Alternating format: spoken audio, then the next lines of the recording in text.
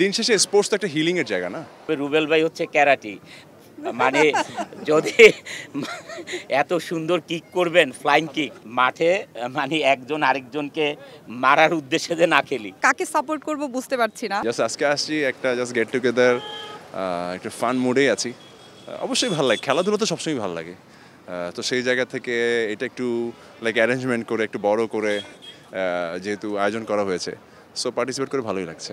যেমন আমি গত ব্যাক টু ব্যাক 5 দিন শুটিং করলাম, শুটিং করে সারা রাত ঘুমাতে পারি নাই, সকাল বাসায় আসছি লেট, অ্যান্ড দেন একটু লাইক অল্প একটু রেস্ট নিয়ে আবার ব্যক্তিগত কাজে গেলাম, ওখান থেকে আবার এখানে আসা একটু টাফ হয়, বাট দিন শেষে স্পোর্টস তো একটা হিলিংয়ের জায়গা না। সো যখনই কিনা কোনো না কোনো খেলাধুলার মধ্যে থাকে, ওটা তো হিল করে যায় টায়ার্ডনেসটাকে। যারা এখানে টলিউড স্টার, তারা হচ্ছে পরিচালকের সন্তান, ছোট ভাই।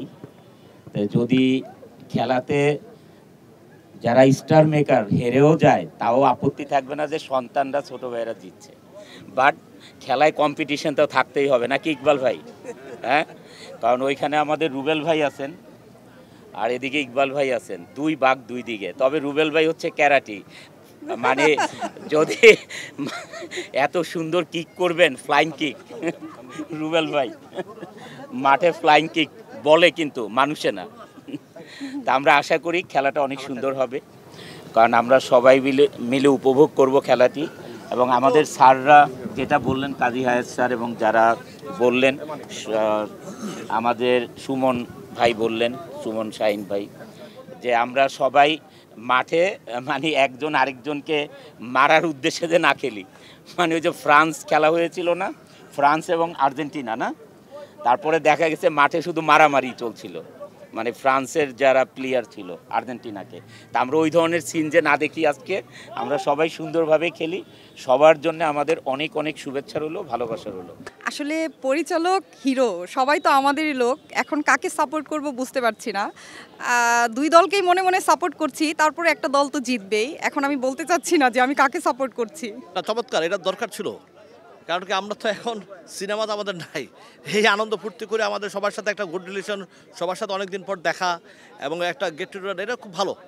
আমার মনে হয় এটা খুব ভালো হয়েছে, চমৎকার। এটা অ্যাকচুয়ালি ভাবনাটা তো অবশ্যই একটা উদ্দেশ্য ছিল যে আমাদের সিনেমার লোকগুলো এক হওয়া দরকার ছিল। এখন এই এক হয়ে যদি আমরা এই খেলায় আমরা কিছু করতে পারি, হ্যাঁ, তাহলে আমার মনে হয় যে বাংলাদেশের মানুষ একটু সিনেমার দিকে যদি একটু হয়, তাহলে তো আমাদের স্বার্থটা পূর্ণ হবে আমাদের মনে হয়। আয়োজনটা অতি সুন্দর একটা আয়োজন, বিকজ শরীরচর্চার যে ব্যাপারটা মানুষের, আপনি জানেন যে স্বাস্থ্যই সকল সুখের মূল। তো এই আয়োজনটাতে বেশ কিছুদিন ধরেই চলচ্চিত্র পরিচালক সমিতি এবং চলচ্চিত্র শিল্পী সমিতি কিন্তু প্র্যাকটিস করছিল। তো একদিকে ধরেন তাদের শরীরচর্চা হচ্ছে, এটাতে তাদের স্বাস্থ্যের কিছুটা হলেও অন্তত উন্নতি হবে। আর সেকেন্ডলি যেটা বলতে চাই, এই যে বন্ডিংস, এই যে আপনার মেলবন্ধন শিল্পী এবং পরিচালক, আপনি জানেন যে ওতপ্রোতভাবে দুজনের সাথে দুইটা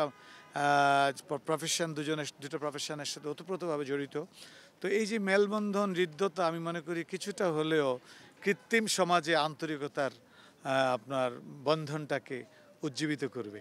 আমি তো দুটোরই সদস্য। এখন আমি প্রথমত দুটো সংগঠনের জন্যই আমার আন্তরিক শুভকামনা। তবে আমি মনে করি যে খেলায় হারজিত থাকবে, সেখানে আমি কাউকেই আন্ডার এস্টিমেট করতে চাচ্ছি না। দুটো সংগঠনকে আমি চাই যে তারা ভালো খেলে জিতুক।